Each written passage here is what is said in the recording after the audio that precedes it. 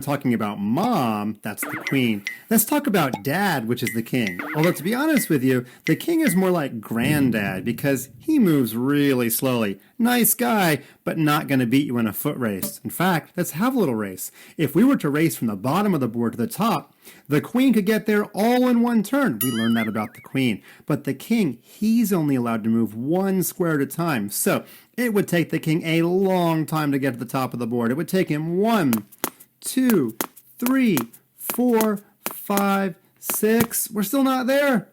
7 moves. The queen's going to win a race every single time. It's not like the tortoise and the hare, where the hare goes to sleep and the tortoise wins. The queen is always going to win. Let's remove the queen from the board, and just like all the other pieces, let's put granddad right in the middle of the chessboard.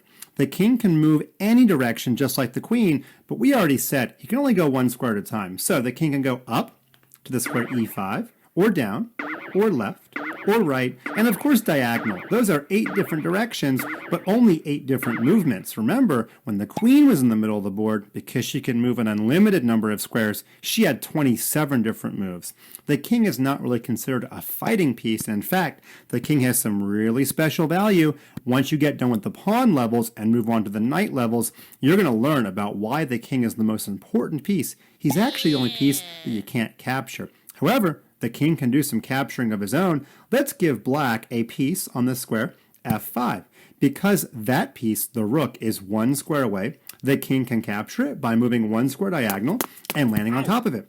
What about if this bishop was on the square d5? Could the king capture that one?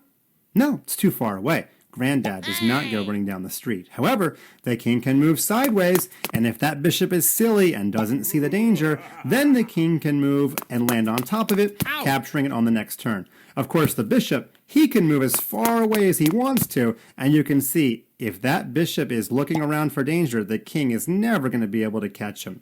All right, we've got 4 of the 6 pieces learned, but before we can move on, I want you to answer some questions about the king.